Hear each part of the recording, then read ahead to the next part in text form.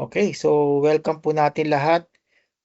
Nagsisimula na po tayo ng recording sa ating Bible study ngayong Sunday morning sa Philippines, 11 o'clock.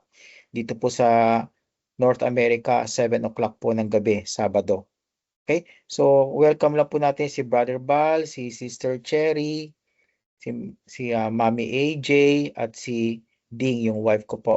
Okay, so simulan na po natin ang Bible study, but bago po yun, manalangin po muna tayo. Kanina nandito si Ma'am Babes, bigla na lang siya nawala. So I don't know kung ano nangyari. So para sana makabalik siya. Okay? So manalangin po muna tayo at pag-aaralan po natin ang tukol po sa reconciliation over revenge. Okay? So yung mga nakikinig po sa amin sa Facebook mamaya or sa YouTube, every Sunday morning po 11 o'clock ang aming Bible study dito. At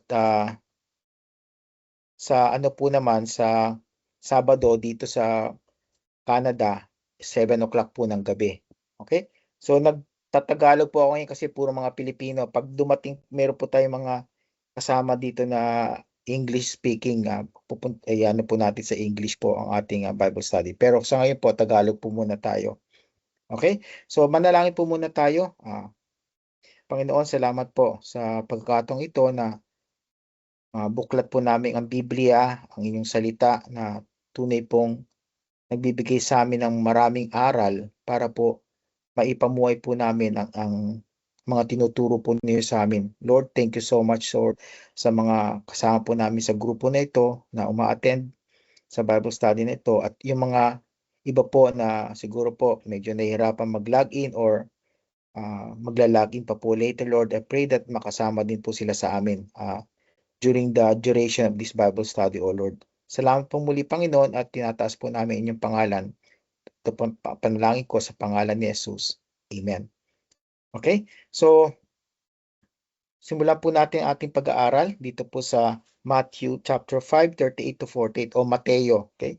Kung meron po kayong mga Biblia, buksan po ninyo. Kung gusto niyo sa Tagalog, maaari po niyong buksan sa Tagalog. Okay? So, reconciliation over revenge. Okay? So dito po, pag-aaralan natin unang-una yung natural po na human nature po natin, no? Pag meron pong nakasakit sa atin, anumang dahilan po ng pagkakasakit sa atin, nandoon po yung ating human nature na lagi nating gustong maghiganti, no? Gusto natin mag-get even or get back sa mga tao na gumawa ng hindi maganda sa atin. Okay? So yun pong inclination natin toward revenge po. Pero bilang mga Kristiyano po, makakita po natin dito sa passage na to na kabaliktaran po, no? Hindi tayo nag-get even o nag-get back o nagtitake ng revenge, pero nagpapatawad po tayo. Okay? So titingnan po natin mamaya ano po yung mga dapat po natin gawin. Ano yung guidelines na galing po sa Biblia upang hindi po natin gayahin ang makamundong mga ugali. Okay? So katulad ng sabi ko po kanina, nando po yung instinctive response natin to wrongdoings, no? Pag may ginawa sa ating masama, ang unang-una nating reaction ay yung revenge. Okay? So revenge is a natural reaction to offenses, and yung paghihiganti po, nare-reinforce po ito by our society. Okay? Dahil ang society po natin, yan po ang kalakaran. Our society po natin, pinopromote po yung retaliation as strength. So sabihin po nila, oh, mahinang tao ka kung ikaw ay hindi maghihiganti, kung hindi mo lalabanan yung mga tao na nakasakit sa inyo. Okay? So ganyan po ang kalakaran. Pero sa Kristyanismo, baliktad po yon. At makakita po natin ano po ang sinabi ni Jesus. Paano po natin i-deal yung mga tao na gumawa ng hindi maganda sa atin po. Okay? Pangalawa po, itong Matthew chapter 5, 38 to 48 po, ito po ay kasama po o kabilang doon sa tinatawag na nating Sermon on the Mount. Okay? Itong Matthew chapter 5 po, starting po sa verse 1 hanggang sa last verse ng chapter 7, yun po yung tinatawag natin na 3 chapters sa Gospel of Matthew na Sermon on the Mount. Kasi di po, doon sa tatlong chapters na ito, si Jesus po ay nando po sa isang bundok, maliit na bundok lang po, hindi naman talaga magkataasan na bundok.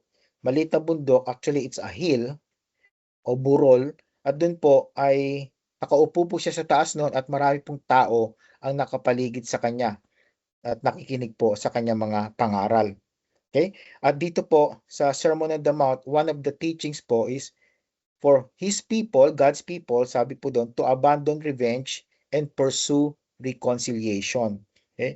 So ang Biblia po lagi po tinuturo, hindi lang po sa Ebanghelyo ng Mateo, kundi sa buong Biblia po, kailangan po natin bilang mga people of God to promote peace and restoration. Yun po, ultimately, ang gusto po ng Panginoon, kapayapaan at panunumbalik ng mga relationship po natin sa ating kapwa-tao. Hindi lang po sa kapwa Kristiyano, but sa mga kapwa po natin na tao. At kaya nga po napakahirap.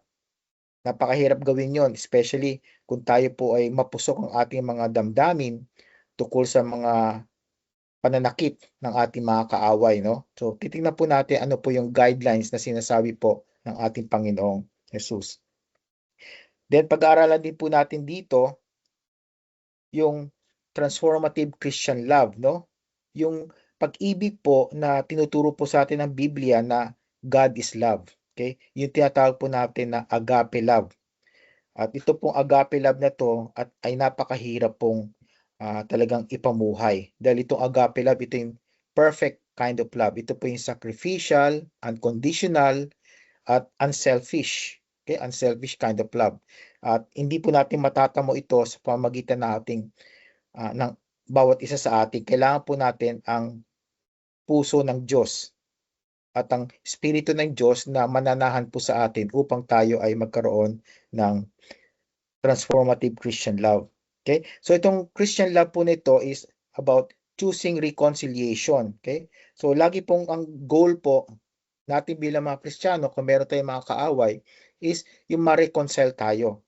Magkaroon tayo ng maayos na relasyon sa ating kapwa-tao. Dahil una-una, ito yung nagpapakita po ng divine grace. Okay? Yung biyaya po na galing sa Diyos. Tulad ng sabi ko po kanina, hindi po natin kayang gawin po ito, ganitong klaseng pag-ibig. Dahil ang Diyos lamang po ang makapag-demonstrate ng ganitong klaseng pag-ibig. Okay? At pag pinakita po natin itong divine grace na to, nasisira po yung cycle of revenge. Okay? Kasi minsan po, pagka naghihiganti, no? Katulad niya, kung meron kayong mga kilalang mga grupo-grupo, yung tinatawag natin mga gangs, no? Na naghihigantihan sa bawat isa. Pag sinaktan ng isang grupo, yung kabilang grupo, then babalik na naman po yung kabilang grupo para manakit sa kabila. At hindi po nawawala yun. Tuloy-tuloy po yun. At nakita po natin yan po yung nangyayari sa chosen people of God, yung Israel po. Okay? All throughout the times, thousands of years ago, nandiyan na po yung mga paghihiganti ng mga kaaway nila. At sila rin po ang naghihiganti. Kaya po hindi nawawala yung cycle of revenge. At yun po ang ayon ng Panginoon na maging mag-perpetuate na tumagal yung cycle of revenge sa kanyang mga chosen people. Okay? So, tingnan po natin ang pinakapangunahing kaisipan po natin sa ating pag-aaralan dito sa Mateo 5:38 hanggang 48. Ito po, no? Is to reflect God's love through reconciliation. Okay? So, paano po natin mapapakita ang pag-ibig ng Diyos sa pamamagitan ng ating panunumbalik ng ating relasyon sa ating kapwa-tao? Yung mga tao po na nakakasakit po sa atin. Okay? So, yan ang titingnan po natin sa ngayon. Okay? So, una-una, there are 4 things na pag-aaralan po natin. Ito po yung outline. Bibigay ko na po sa inyo. Una-una, nare-reflect po natin yung pag-ibig ng Diyos sa pamamagitan ng refusing retaliation. So, hindi tayo maghihiganti. Okay? So, paano natin gagawin po? We choose restraint. Okay? Pinipigilan po natin ang ating sarili as much as possible.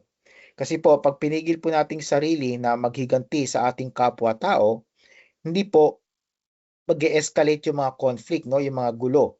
At susunod pa doon, napapakita po natin yung pag-ibig po ng Diyos na nananahan po sa bawat sa atin. At yun po, nawasisira po yung cycle of revenge, katulad po ng ipaniliwanag ko kanina. Pangalawa, pag-aaralan po natin yung responding with generosity. Okay? So, going beyond what is required. Okay? And surprising others with kindness. Okay? So, ibig sabihin, Pag-aaralan po natin mamaya, going the extra mile, no? Yung hindi lang po sa ating pagtulong sa tao, kundi yung pagiging generous po natin sa ating kapwa-tao. And pag ganito po ang ginawa natin, we go beyond what is required, talagang masusurpresa po ang mga tao. Dahil yun ay isang extraordinary kindness po yun. Pero yun po, again, nagpapakita po ng selfless love and generosity towards other people. And again, syempre po, ang mapupuri, hindi lamang po tayo, kundi ang ating Diyos na pinapupurihan at sinasamba. Pangatlo, titingnan po natin yung reaching out to our enemies. Okay? So, papapakita po natin yung itong extraordinary love na to, yung tinatawag nating supernatural love. Supernatural kasi hindi po natural po ito, no? Yung natural love, yun yung love po natin sa mga kaibigan natin, love natin sa ating pamilya, yung love natin para sa ating sarili. Pero yung love na galing po sa Diyos, yun po ay supernatural love. Okay?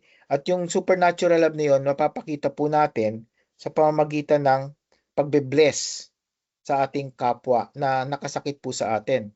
So, paano po natin ginagawa yun? Pinapanalangin po natin sila.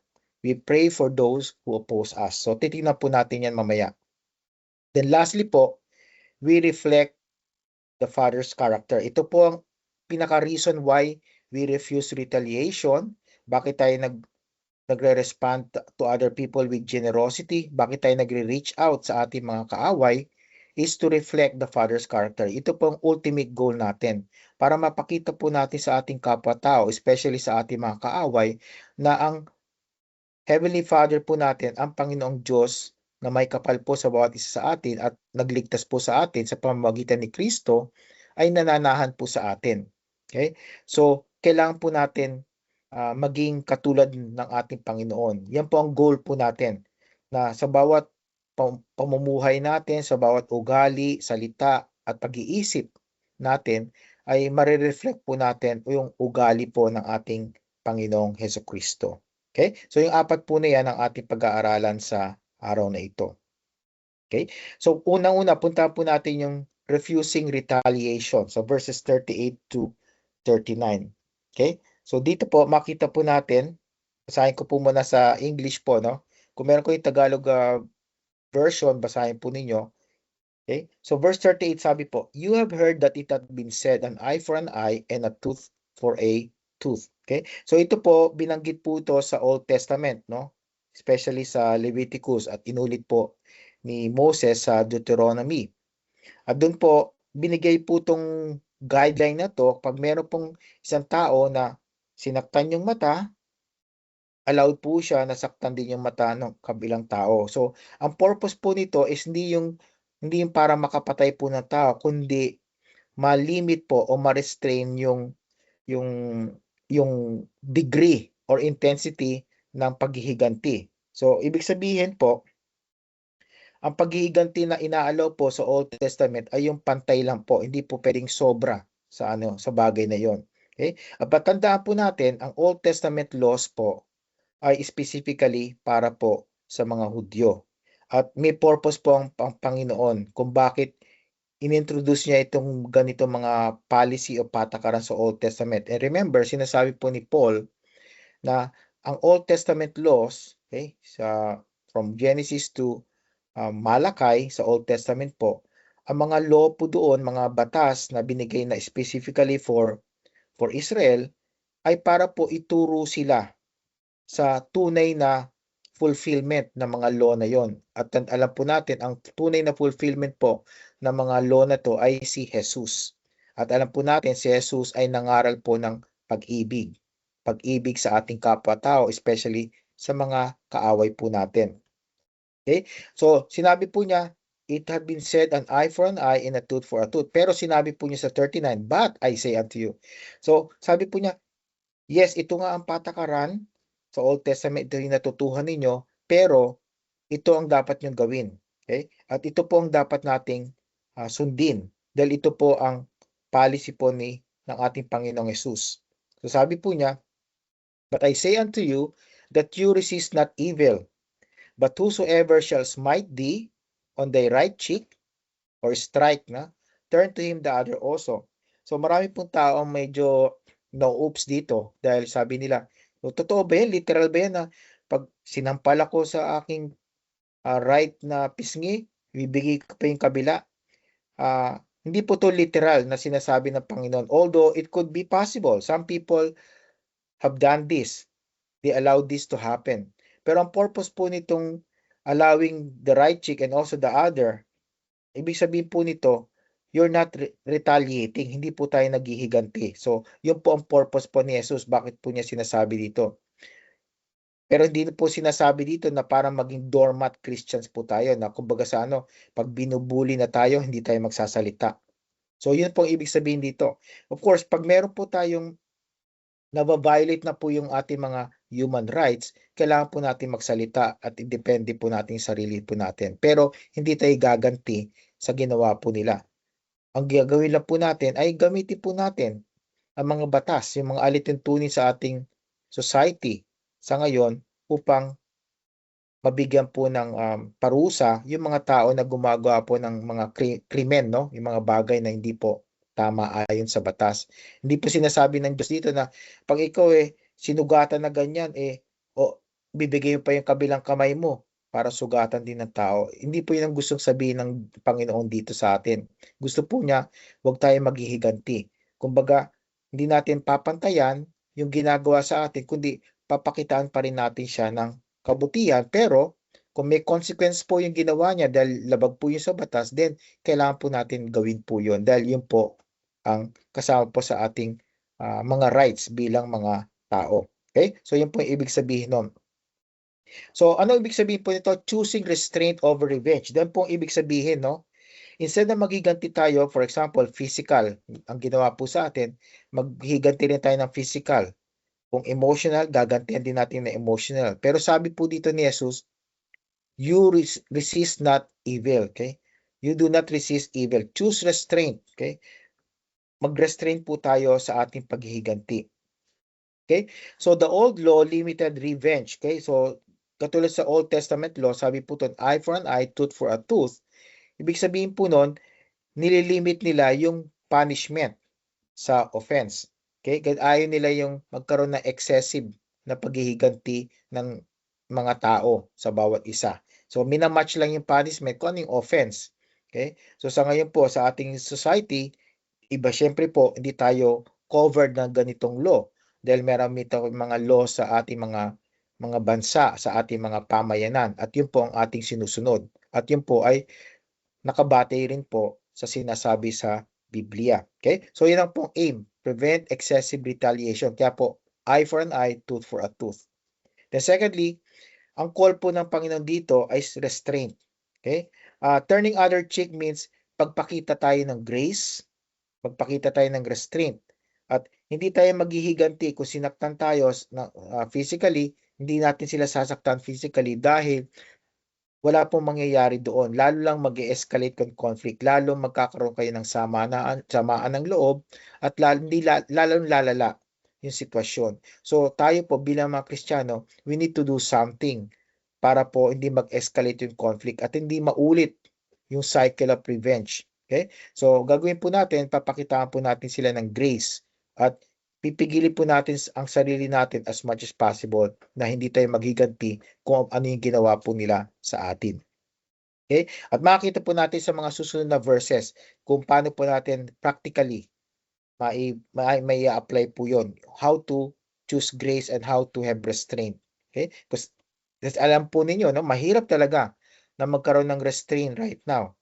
Napakahirap, lalo na kung talagang emotional ka dahil sa sakit na naramdaman mo, no? Kaya nga that's why very important na we remain calm, which is very very hard to do also na maging kalmado ka kapag sinaktan ka, right? So it takes really the Holy Spirit na naninanahan po sa atin para makontrol po natin. Kaya nga po nandiyan yung fruit of the Spirit, right? And last part ng fruit of the Holy Spirit is temperance, no? Or self-control. Okay? Kaya nga yun po yung pinakamahirap, yung temperance or self-control. Yun po yung pinakamahirap na matamo po natin sa mga bunga ng banal na espiritu. Okay? So, cycle of retaliation escalates conflicts. Okay? So, tingnan po ninyo yung mga bata, no? Mga bata pagka nagto-throw ng sand, katulad po na nakita natin sa picture, no? Pag tino-throw po ninyo yung sand, ano nangyayari? Hindi po natin natatamaan yung kaaway natin o yung lumalaban sa atin. So, nangyayari, paulit-ulit natin ginagawa yung pagto-throw ng sand. Ganon din po nangyayari sa mga conflict na hindi nare-resolba, hindi nalulutas. Okay, na-escalate po dahil una-una nandun po yung anger, okay? Yung galit sa ating kapwa-tao. Yung galit na yon hindi po maganda dahil pag nandun na po yung reactive anger natin sa ginawa po sa atin, paulit-ulit na po yun. At tuwing makakita natin yung tao na yon, yung kaaway po natin na yon na nakasakit sa atin, lalong tayo nagre-react, no? Lalong tumitindi yung sama ng loob natin sa ating kapwa. So, kailangan malutas po natin yon. Okay? Then lastly, makita po natin, promote peace and healing. Okay? Choosing not to retaliate embodies Christ-like behavior and helps break cycles of hurt, promoting peace. So again, yun ang ultimate goal po natin. Peace and healing. Okay? Dahil tandaan po natin, kung tayo po ay may sama ng loob sa ating kapwa-tao, hindi lang po yung kapwa natin na tao, na yung kaaway po natin ang naapektuhan, lalong-lalo na po tayo. Para tayo nasa preso, no? We are also imprisoned pag hindi po natin napapatawad at galit na galit po tayo sa ating kapwa-tao. So, apektado po tayo. At gusto po ng Diyos na magkaroon puro tayo ng healing. Gusto po niya na magkaroon tayo ng kapayapaan sa ating kalooban. Okay? So, choose restraint over revenge. Again, napakahirap but we need prayer. That's why meron tayong fellowship sa ating mga local churches, meron tayong Bible study group na ganito. Magpapanalangin na po tayo sa bawat isa. Kung meron pong isa sa atin na nahihirapan mag-restrain at gusto lagi maghiganti sa mga kapwa niya tao na kaaway niya, then kailangan po natin magpanalangin na sa bawat isa na ma-develop po yung self-control, yung temperance sa ating mga puso. Okay? So, pangalawa po, tingnan po natin to respond with generosity. Okay? So, verses 40 to 42. Okay? So, yung generosity, hindi lang po tungkol sa pagbibigay ng pera, pero we can also be generous by showing kindness to other people. Okay? So, hindi lang po in cash or financially, but also in kind. Okay? So, verse 40 says, and if any man will sue thee at the law, and take away thy coat, let him have thy cloak also. So, dito, kumbaga sa you go beyond the expectation, the requirement. Okay? So, kung halimbawa, ito, ang situation po dito, nasa korte po, no? Natalo po itong tao na to, at dahil po sa natalo siya, ang babayaran po niya yung kanyang pagkatalo during that time po, yung coat nila, no? Yung outer robe. Kasi po, mga Israelita, during the time of Jesus Christ, meron po silang outer robe, parang yung mga jacket po natin, at meron silang panloob na damit. Okay? So, pag natalo po yung tao na to sa korte ng law, then kailangan po niya ibigay yung robe niya sa kapwa-tao niya na nanalo. Okay? But sabi po ni Jesus dito, bigay mo rin yung panlabas mo, yung damit mo. Tira mo na lang yung pinakaloob na damit mo, underwear. So again, hindi po to literal. Ang ibig sabihin po ito, you go beyond what is asked from you, what is required. So, probably one of the best things that we can do here is this. For example, sa law po, no, at ito na kita po natin maraming beses na po sa maraming Kristiyano na naapektuhan po ang kanilang buhay. Maaring nawalan sila ng mahal sa buhay, pero they chose to give forgiveness. Okay? Pupuntahan po natin to later on din, pero ngayon po sinasabi ko yung one of the best example na nakita po natin is yung pagbibigay po ng forgiveness sa kapwa-tao. Yung tao na talagang nasentensyahan na, talagang napatunayan na pinatay po niya o may ginawa siyang masama sa isang member of a family, yung family members, they chose to forgive the person. Kahit na po, syempre, nasentensyahan yung tao, nandun yung forgiveness ng family. At nakita po natin yan, maraming halimbawa all throughout the world. Especially, pag nakita po niyo yung example niyon, you will find out na Most of them are Christians also. Okay? Whosoever shall compel thee to go a mile, go with him twain. Ito namang ibang sitwasyon. Dati po kasi, yung mga Roman soldiers, they will ask yung mga Israelita po na mag-travel po sa kanila. Maaring servants po sila ng mga Roman soldiers. Meron silang pinapagawa sa mga Israelita, do sa mga servants po nila. At sabi po dito ni Jesus, kung may pinagawa sa iyo ang inyong mga masters, na for example, go for 1 mile and get something for me, go with him too. Okay, ibig sabihin, go beyond the requirement. So parang application po nito sa ating mga trabaho po, no? Kung meron pong pinapagawa sa atin ng ating mga supervisor, at yun po part ng description natin, we can do something more than that. Kung halimbawa, meron tayong free time sa ating workplace, at pwede po tayong tumulong sa ibang mga sa ibang lugar o ibang responsibilities na pwede po nating gawin at makakatulong po tayo, gawin po natin. So again, going beyond the requirement. Okay? So remember po, tayo po ay naghahanap buhay, hindi lang po para sa ating sarili o sa ating pamilya, or dahil meron po tayong mga boss na tao, matanda po natin ang ultimate employer po natin ay ang Panginoong Hesus. So everything you do, whether you eat or drink, whether you are working, do it unto the Lord. Okay? Do it unto the Lord always. That's why you go beyond sometimes sa requirement sa inyo, sa expectation. Dahil pinagsisilbihan po natin ultimately ang King of Kings and ang Lord of Lords ng buong universe. Okay? And then verse 42, give to him that asketh thee, and from him that would borrow of thee, turn not thou away. Again, ito po yung practical na generosity. Okay? Kung may nag-aasa sa'yo, pera, damit, or anumang tulong, probably hindi financial, then don't restrain yourself. Okay? Kung kaya mong magtumulong, meron kang time, you're available, and especially you have that willingness to do it, then do it. Huwag po tayong mag-hesitate. Dahil gusto po ng Diyos na lagi natin papakita yung acts of kindness. Okay? Marami pong mga examples of acts of kindness na pwede po natin gawin. So, kailangan po nating malaman na nais po ng Diyos na tayo ay maging generous sa ating mga ginagawa. Okay? Sa trabaho man o saan man tayo, sa church, sa bahay po natin, sa household, o saan man tayo lugar, be generous in everything that we do. Not only financially, but also in terms of application. Okay? So going the second mile means radical generosity. Okay?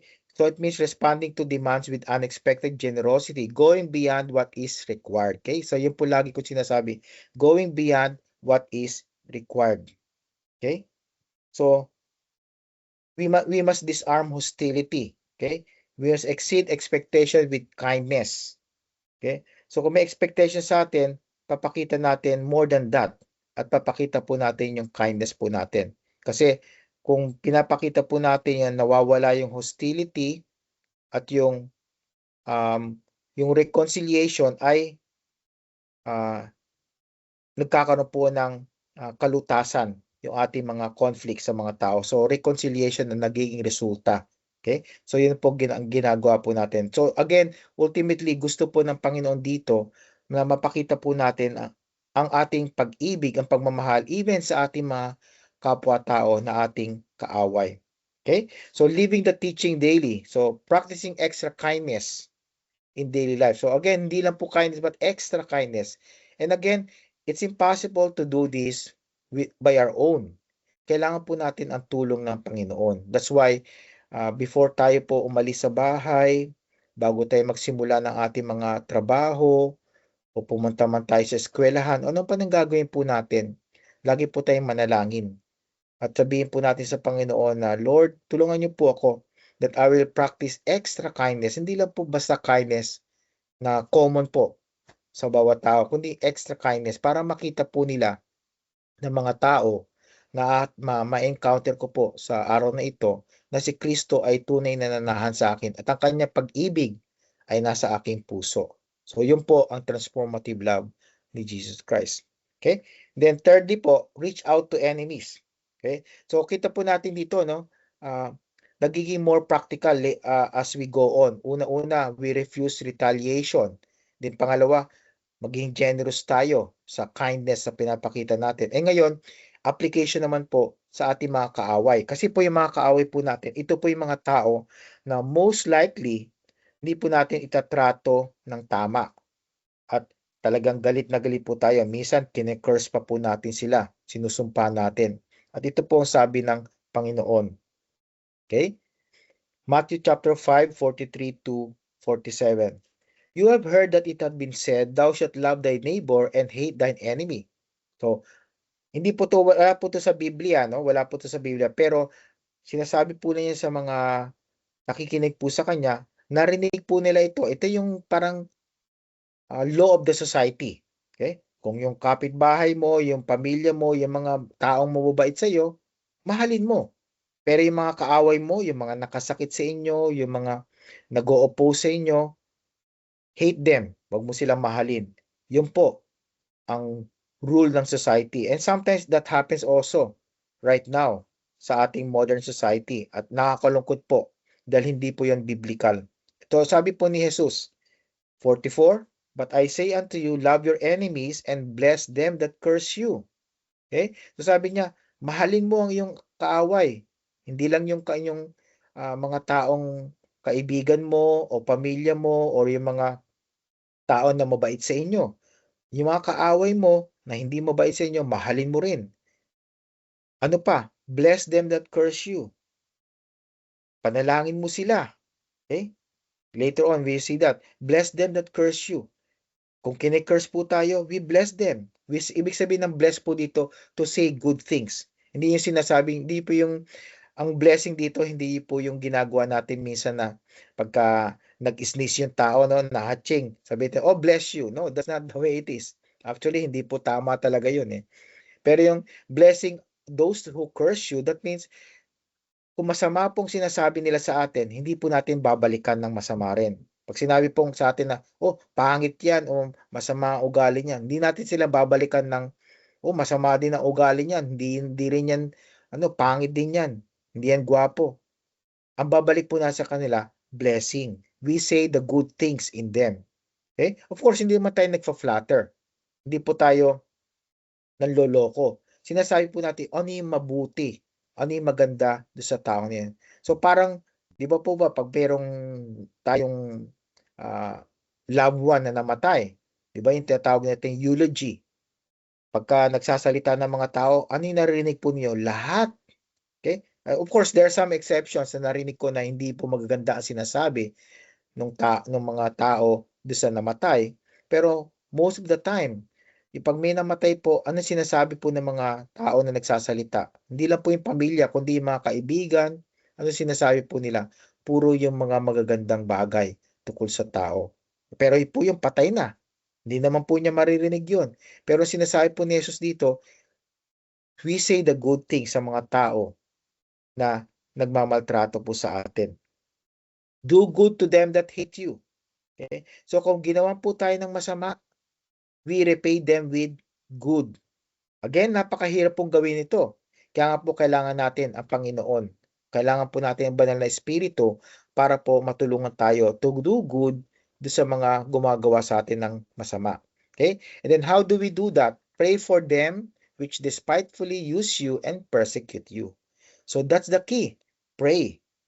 Pray for them. Pag-pray po natin na, Lord, sana matuto akong magmahal sa tao na to. Lord, tulungan niyo po yung tao na ito na magbago rin ng ugali. Kung siya po ay hindi pa po Kristiyano, I pray na gamitin niyo rin po ako para po siya ay mabahagian ko ng mabuting balita ng Panginoong Kristo. Again, mahirap po. Pero ang Holy Spirit po ang tutulong po sa atin, ang mag-guide sa atin para po tayo manalangin ng tama. Hindi po tayo mananalangin sa ating kaaway na, Lord, sana may mangyaring masama sa kanya. Ayaw po ng Diyos yun. Hindi po tama yun. That's retaliation also. Kahit hindi natin physically nagre-retaliate sa tao, through prayer, kinocommand pa natin ang Diyos na, may mangyaring masama sa ating kapwa-tao. Ayaw po ng Diyos yun. Manalangin po tayo ng tama sa ating mga kapwa-tao. Then, verse 45 po, that ye may be the children of your Father which is in heaven, for he maketh his sun to rise on the evil and on the good, and sendeth rain on the just and on the unjust. So, ang purpose po kung bakit tayo magmamahal sa ating mga kaaway, kung bakit pananalangin po natin sila, kahit na po masama ang ginagawa nila sa atin, dahil yun po ang karakter po ng ating Diyos Ama sa langit. Tandaan po niyo, ang Panginoong Kristo, bago siya mamatay, siya ang pumatay po sa kanya, ang Israel at ang mga Roman soldiers, at by extension, tayo pong lahat na makasalanan ang nag-cause para po mamatay si Jesus sa krus. Pero ang sinabi po niya, sabi po niya, Father, forgive them, for they know not what they do. Sabi po niya, forgive them. Hindi po siya nagiganti. Okay? Dahil nire-reflect po ng ating Panginoong Jesus ang karakter po ng ating Diyos Ama. Ganon din po tayo. Nais po ng ating Panginoong Diyos na ma-reflect po sa ating mga ugali, ang ugali po ng ating Panginoon. Okay? And then sinabi po niya dito, He maketh his sun to rise on the evil and on the good, and sends rain on the just and on the unjust. So, pinapakita po dito na ang ating Panginoong Diyos ay just po, no? Matuwid po siya. Hindi lang po ang mga tao na nananampalataya sa kanya ang binibigay niya ng sunrise at ng ulan. Na tandaan po natin, ang sunrise at ang rain, kailangan po yan ng lahat ng tao. Binibigay po niya lahat. Ibig sabihin po, bine-bless din po niya even yung mga hindi po matuwid, yung mga hindi po Kristiyano. Kaya nga kita po ninyo minsan, no? Kita po natin yung mga ibang tao, nagtataka tayo, bakit parang nabibless pa rin to ng Diyos kahit na hindi naman sila Kristiyano? Di ba Kristiyano lamang dapat ang i-bless ng Diyos? No. I-bless po ng Diyos ang lahat ng tao. Especially yung mga God-fearing po, kahit na po hindi sila Kristiyano pa. Pero, siyempre po, double pa rin yung blessing sa atin. Dahil una-una, meron tayong personal relationship kay Jesus Christ na wala po sa mga taong hindi po nananampalataya sa Kanya. Okay? So, pero ang mga blessings po, yung tinatawag nating common grace ng God, yung ulan, yung pera, yung mga probisyon, binibigay po yan ng Panginoon sa lahat ng tao. Okay? At doon po natin na makikita na ang ating Panginoon Diyos ay righteous po talaga. Okay? Just po siya. Pinapakita po niya yung common grace po niya. Tayo po ang binibigay po sa atin aside from the common grace, yung specific grace. Okay? Ano yung mga specific grace ng Diyos sa atin? Yung salvation, of course. Then pangalawa, yung mga answered prayers natin tungkol sa ating mga decisions. Okay? Dahil nananalangin tayo, binibiyayaan niya tayo ng kanyang pagpapala para matuwid yung landas po natin. Okay? So, at hindi lang po yun, yung ating pag-aasam na maging katulad po ng Panginoong Jesucristo, yun ang extra grace, specific grace po ng ating Panginoon para po tayo mamuhay ng tama sa mundong ito. Okay? Then 46 po, for if you love them which love you, what reward have you? Do not even the publicans the same? So, ganyan, sinasabi po ni Jesus dito, na yung mga publican, yung mga tax collector, ito pinatawag na sinners, just like the prostitutes po sa Bible. Sila yung tuturing na parang kriminal, mas masama sa ibang tao. Although alam po natin sa Biblia, although some people may be worse or more evil than other people, tayo pong lahat ng tao ay makasalanan. For all have sinned and come short of the glory of God. No one is righteous, no not one. So lahat po tayo makasalanan. Although iba't iba pong degree at intensity ng kasalanan ng mga tao. Pero ang Panginoon Diyos, nakikita po niya tayong lahat bilang mga makasalanan. Kaya hindi po tayo pwedeng maligtas sa pamamagitan ng ating mga mabubuting gawa. Marami po akong narinig ng mga tao na sinasabi na mapupunta ako sa langit dahil mas marami yung mabuting gawa ko kaysa sa mga masasamang gawa. Pero sabi po ng Biblia, all our righteous works or righteousnesses are as filthy rags, maduming basahan. So, ibig sabihin, hindi po tayo pwedeng maging matuwid sa harap po ng Diyos. Dahil Diyos po ang ating magiging accountability authority. Pag tayo po pumanaw na sa mundong ito, haharap po tayo sa Diyos. At hindi po natin pwedeng ipagtanggol ang ating sarili sa pamamagitan ng ating mabuting gawa.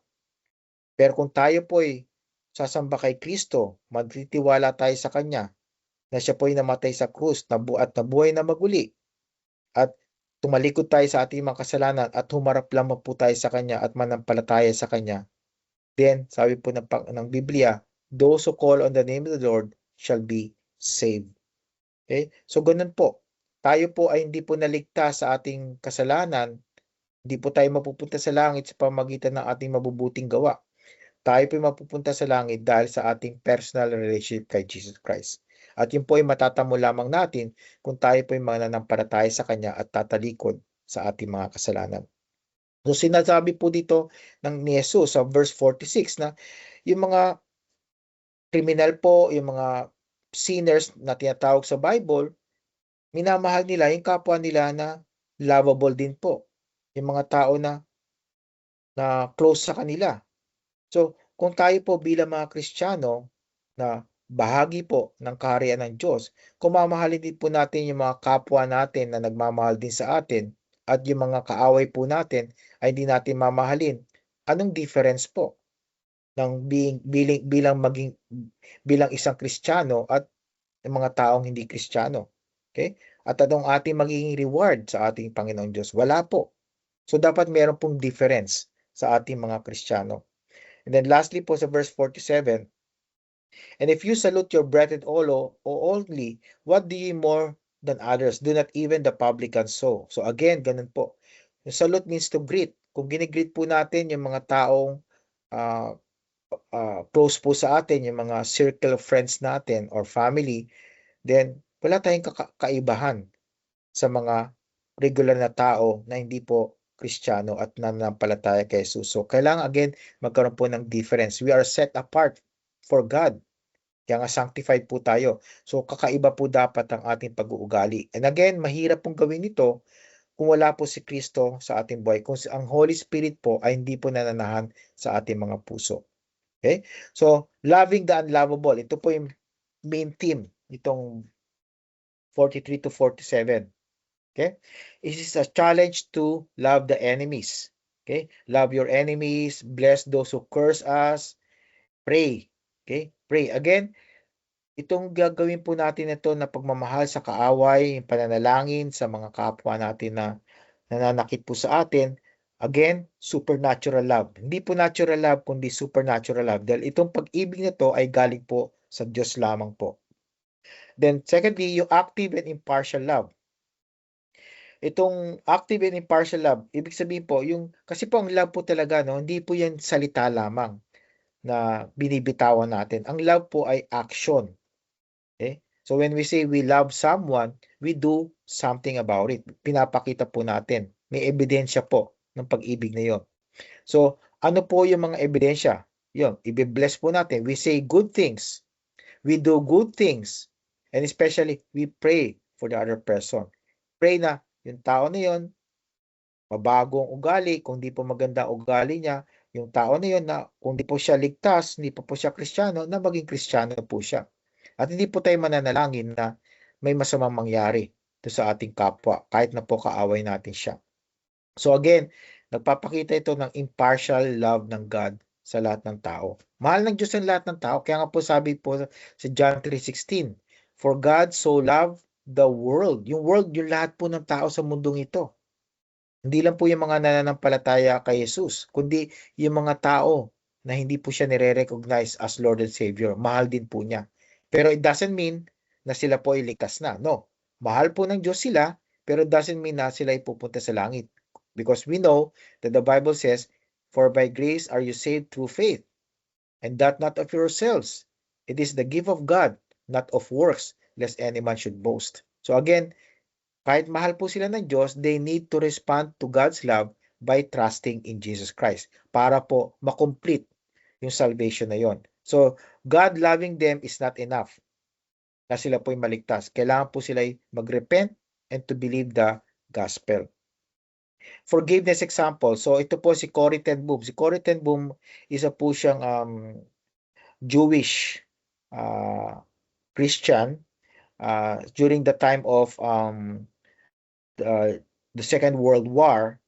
Okay? So, pinatawad po niya, no? May isa pong sitwasyon na pinatawad po niya yung isang former Nazi guard na gumawa po ng di maganda sa kanya at sa kanyang pamilya. At kasi po nasa concentration camp sila before, back in the Second World War. So again, yung forgiveness na ito, nagpapakita po ng divine love in action. One of the modern examples, of course, kung napanood po ninyo, si Mrs. Erica Kirk, yung widow po ni Charlie Kirk nung time ng kanyang memorial, sinabi po niya, I forgive him, the person who assassinated her husband. So again, napakahirap pong gawin yun. Especially, publicize yung nangyari at yung mismong very close to your heart ang pinatay po ng taong iyon.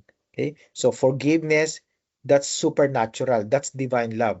Hindi po yung magagawa ng isang tao lamang without the Holy Spirit living in that person. Okay? So, prayer for reconciliation. Ito pong kailangan po natin. Pag nananalangin po tayo at meron tayong mga kaaway, manalangin po tayo na magkaroon tayo ng reconciliation at ma-restore yung relationship. Of course, it will depend also on the other person. Kung yung other person talagang hindi Kristiyano at talagang masama ang loob niya or hindi talaga maganda yung kanyang trato sa inyo, you cannot change that. Only God can change it. But on your part, you can pray na ma-restore yung relationship. At yung emotion mo sa kanya will not be of anger, but of calmness, peace, and love. Dahil doon po mapapakita natin na si Jesus po ay tunay na nasa ating mga puso. So pray for difficult people. At marami po mga difficult people, most likely sa inyong mga puso. Ay nasa trabaho po sila. Okay? O sila ay mga kaibigan mo before na binitray kayo. Just like what happened to Jesus Christ and Judas Iscariot, right?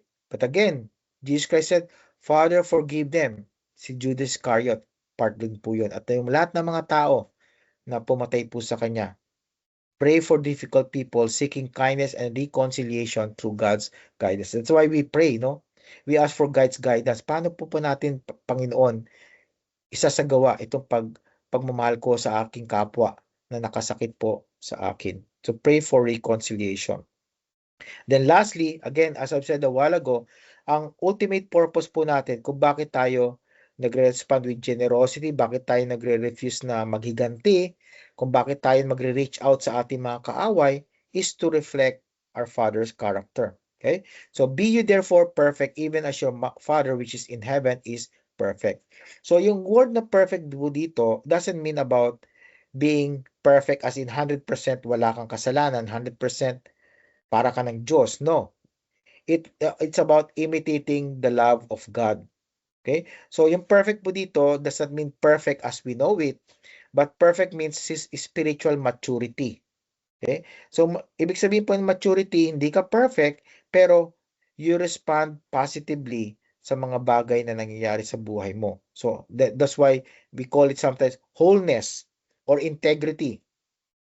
And also consistency in love. So, kumbaga sa hindi ka nga perfect, nagkakamali ka pa rin, minsan pumapalya ka sa mga ginagawa mo, pero nandun po yung maturity na you're doing your best to follow the example of Jesus Christ and you model it by God's love. Okay? Yung love nandun pa rin. At yun po ang maturity na gusto ng Panginoon sa atin, maturity in loving other people. At alam ko, katulad sinasabi ko po kanina, napakahirap po talagang gawin ito. That's why we need God. We need Jesus Christ. We need the Holy Spirit para po tayo magkaroon ng ganitong love sa ating mga kapwa-tao. Okay? So, reflecting God's character is very important. Okay? Yan po ang command po sa atin ng Diyos. Sabi niya, be ye perfect. So that's a command. I want you, okay, in our modern English, parang sabi po niyan, I want you to be mature. I want you to be like your father. Okay? Alam po natin yung common saying, like father, like son. Kung tayo po tunay na children of God, then we will try our best. We will do our best to be like our father. Not all the time, of course, di perfect, but yun po ang goal natin. Yun po ang yearning natin sa ating mga puso na maging katulad po ng ating Diyos. Okay? Tandaan po natin, ang Diyos Ama, sinacrifice nga po niya si Jesus para sa bawat isa sa atin. So, ganun din po tayo. Maging sacrificial po ang ating pag-ibig. Doesn't mean na sacrifice po natin ang ating mga anak. Hindi po yung inihingi ng Diyos. Kundi, isacrifice po natin yung sometimes yung mga rights natin. There are times na kailangan we give up on our rights, especially kung rights na yun ay selfish rights. Okay? And then, of course, how do we know? Of course, we ask the Lord and we search for it in the Bible kung paano po natin masasagawa itong divine love sa ating mga relationships. Okay? Then love, especially the difficult.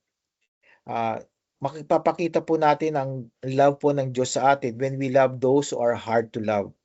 Okay? Yung mga tao na ang napakahirap mahalin dahil masama ang ginawa nila sa atin, talagang karumal-dumal ang kanilang buhay, no? Yung mga ganung bagay po, no? Pero kung mapapakita natin ang ating pagmamahal sa mga taong iyon, then we are being close to the divine love that God wants from each one of us. Okay? We need to strive for divine love because pag pinapakita po natin yung divine love, yung extraordinary supernatural love, living testimony, patotoo po natin yun. Na ang Diyos po talaga ay nananahan sa ating puso dahil nando po yung grace po ng Diyos at ang compassion po niya. At napaka-importante po yun. Kaya nga, be ye perfect just like our Father is perfect. Okay? So ito pong ating challenge. Okay? Bago po tayo tumungo sa ating reflection question. Okay? So pinag-aralan po natin, okay? Enumerate po natin ulit, refuse retaliation, maging generous po tayo, mag-reach out po tayo sa ating enemy. Hindi lang tayo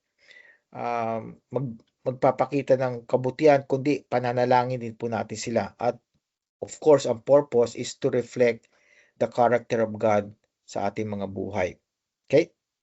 Again, the cross is the example of forgiveness. Yun po, sinabi ng Panginoong Hesus na forgive them for they do not know what they do. Because God wants every one of us to be restored sa ating relationship sa Kanya na nandun po sa Garden of Eden. Gusto po niya ma-restore lahat. Pero of course, that will not happen because of our own free will. May mga tao talaga na they refuse the love of God. At dun sa mga tao na yon na nagre-refuse po sa love po na pinapakita natin sa kanila, wala na po tayong magagawa. At least we have done our part to show our love. Pero kung ayaw nilang tanggapin, it's their loss. It's not our loss because we have done our part. Then, God offers forgiveness through Jesus, transforming enemies into beloved children of God. So again, we need to share the gospel. Tayo po mga Kristiyano, ipahayag po natin ang mabuting balita ng Diyos sa ating kapwa-tao. Kahit sa po mga kaaway po natin, dahil kailangan din po nila ang ating Panginoon. Then lastly po, we live Christ-like love, okay?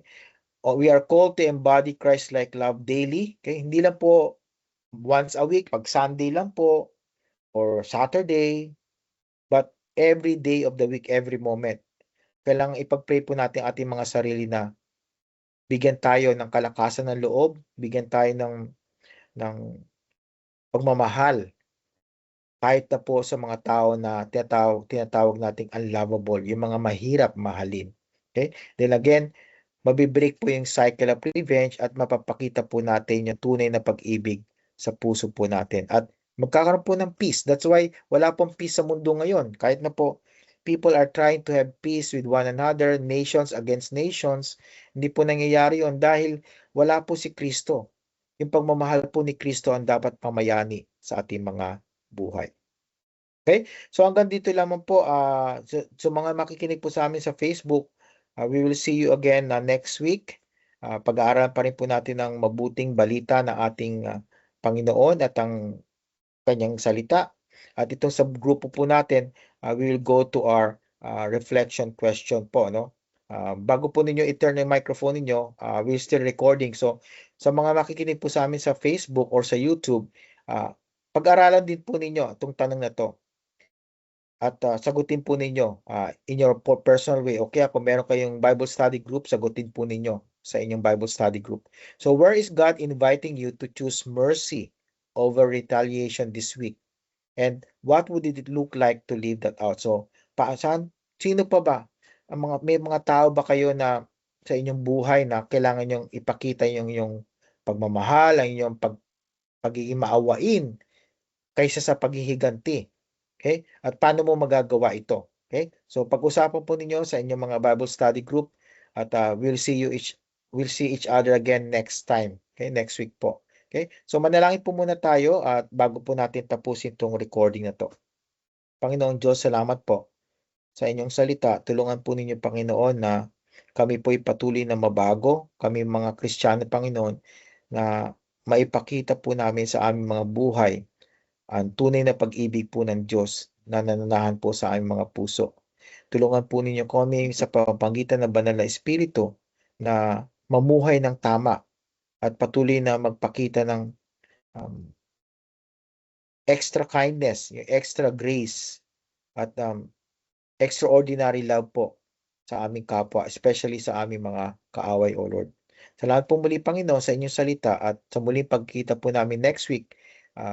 May you help us, O Lord, not only comfort us and encourage us, but help us, Lord, to show and demonstrate this kind of love na talaga pong hindi po natin makikita sa ibang mga tao, kundi sa mga kapwa namin mga Kristiyano na kung saan ang Holy Spirit po ay nananahan. Ito pong panalangin ko sa pangalan ni Jesus. Amen. Amen. Amen.